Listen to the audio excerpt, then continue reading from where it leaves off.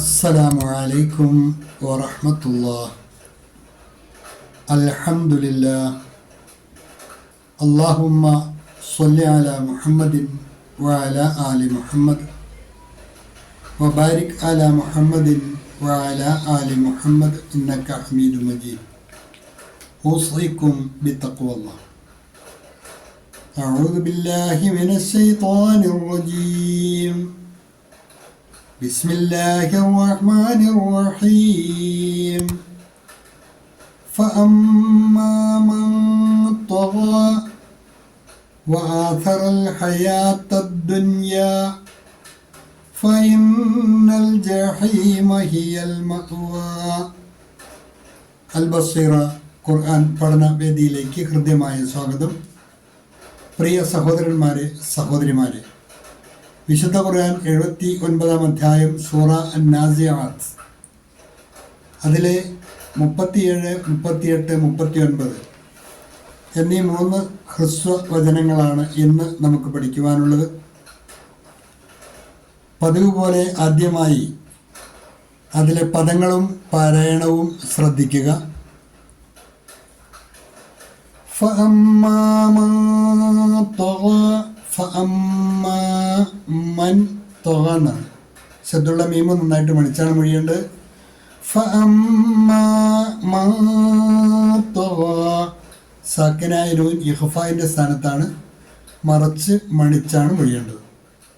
ഫഅമ്മാ മൻ തഗാ വആഥറൽ ഹയാത്തദ് ദുനിയാ വആഥറൽ ഹയാത്തദ് ദുനിയാ. ഹയാത്ത്, സക്കാത്ത്, സ്വലാത്ത് പോലെയുള്ള വാക്കുകൾ അകാരം നീട്ടുവാൻ അവിടെ വാവാണ് ഉപയോഗിച്ചിരിക്കുന്നത്. അത് അലിഫിൻ്റെ സ്ഥാനത്താണെന്ന് അറിയുവാൻ വേണ്ടിയാണ് വാവിൻ്റെ മുകളിൽ ഒരു അലിഫ് കൊടുത്തിരിക്കുന്നത്. അപ്പോൾ അവിടെ ഹയവാത്ത് നിന്ന് വായിക്കരുത്, ഹയാത്ത് എന്നാണ് വായിക്കേണ്ടത്. ഹയാത്ത്, സ്വലാത്ത്, സക്കാത്ത് ഇതുപോലുള്ള പദങ്ങൾ ഖുർആനിൽ അങ്ങനെയാണ് ഉപയോഗിച്ചിട്ടുള്ളത്, ശ്രദ്ധിക്കുക.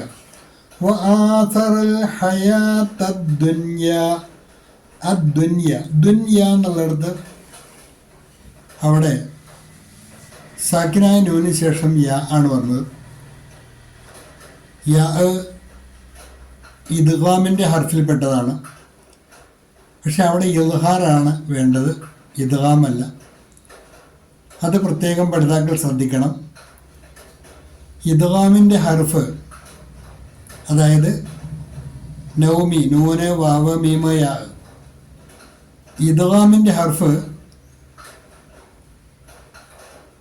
ഒരേ വാക്കിൽ തന്നെയാണ് വരുന്നതെങ്കിൽ അവിടെ ഇഖ്ഫ ആണ് ചെയ്യേണ്ടത്. സാക്കിനായ നൂനിന് ശേഷം, സുക്കൂനുള്ള നൂനിന് ശേഷം ഇദ്ഗാമിൻ്റെ ഹർഫിൽപ്പെട്ട, അതായത് നൗമി എന്നതിൽപ്പെട്ട നൂന്, വാവ്, മീമ, യാ, ഇതിൽ ഏതെങ്കിലും ഒരു അക്ഷരം അതേ വാക്കിൽ തന്നെയാണ് വരുന്നതെങ്കിൽ അവിടെ ഇദ്ഹാറാണ് ചെയ്യേണ്ടത്, ഇദ്ഗാമും ബിഗുന്നയല്ല. അക്കാര്യം ഓർക്കുക. അപ്പോൾ മുസാഫിൽ അതിന് സമാനമായി വേറെയും പദങ്ങൾ വന്നിട്ടുണ്ട്. അതുപോലെ അതിന് സമാനമായി വന്ന വാക്കാണ് ബുൻയാൻ, തൈൻവാൻ, സ്വൈൻവാൻ. ദുനിയ, ബുൻയാൻ, തൈൻവാൻ, സ്വൈൻവാൻ. ഒരേ വാക്കിൽ തന്നെ ഇദ്ഗാമിൻ്റെ ഹർഫ് വരികയും അതിൻ്റെ തൊട്ട് മുമ്പ് സാക്കിനായ നൂൻ വരികയും ചെയ്താൽ ആ നൂന് ഇദ്ഹാറാക്കിയാണ് മൊഴിയേണ്ടത്, ഇദ്ഗാമും ബിഗുന്നയല്ല. അത് ഓർത്തിരിക്കുക. അപ്പോൾ ഇവിടെ ദുയ്യ എന്ന് വായിക്കാൻ പാടില്ല, ദുൻയ എന്നാണ് വായിക്കേണ്ടത്, പ്രത്യേകം ഓർക്കുക. വആഥറൽ ഹയാത്തദ് ദുനിയാ ഫഇന്നൽ ജഹീമ ഹിയൽ മഅ്വാ, ഫഇന്നൽ ജഹീമ ഹിയൽ മഅ്വാ. ശേഷം നിങ്ങൾക്ക് നൽകിയിട്ടുള്ള നോട്ട് ശ്രദ്ധിക്കുക. ഫഅമ്മാ മൻ തഗാ, ഫഅമ്മാ മൻ തഗാ. അപ്പോൾ ആര് അതിര് കവിയുകയും, തഗ എന്ന് പറഞ്ഞാൽ അതിര് കവിഞ്ഞു, പരിധി ലംഘിച്ചു എന്നൊക്കെ, അതിക്രമം പ്രവർത്തിച്ചു എന്നൊക്കെയാണ് അർത്ഥം. അപ്പോൾ ആര് അതിര് കവിയുകയും, പിന്നെയോ വആഥറൽ ഹയാത്തദ് ദുനിയാ വആസറൽ ഹയാത്തദ് ദുനിയ,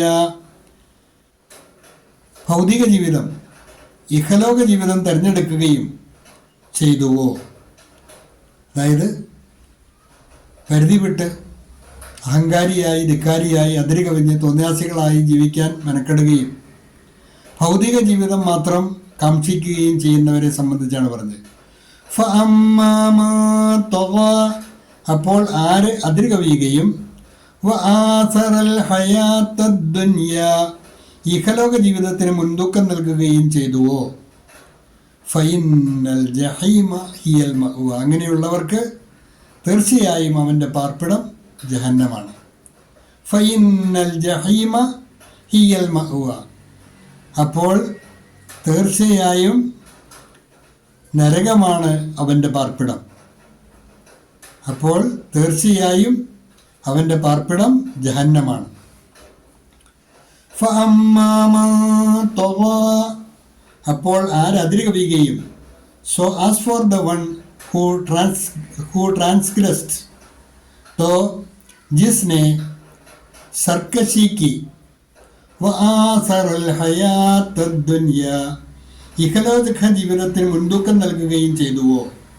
and preferred the life of this world, and preferred the life of this world, और दुनिया की ज़िंदगी को प्राथमिकता दी, और दुनिया की ज़िंदगी को प्राथमिकता दी.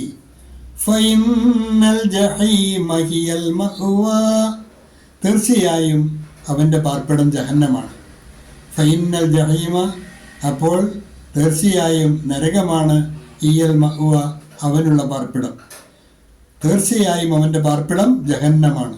Then indeed hellfire will be his abode. Then indeed hellfire will be his abode.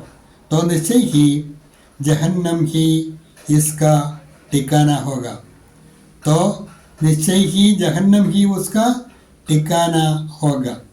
ഹ്രസ്വമായ പാഠഭാഗമാണ്, നന്നായി പഠിക്കുക. അള്ളാഹു അനുഗ്രഹിക്കുമാറാകട്ടെ. വാഖിറു ദഅ്വാന അനിൽ ഹംദുലില്ലാഹി റബ്ബിൽ ആലമീൻ. അസ്സലാമു അലൈക്കും വറഹ്മത്തുള്ളാഹി.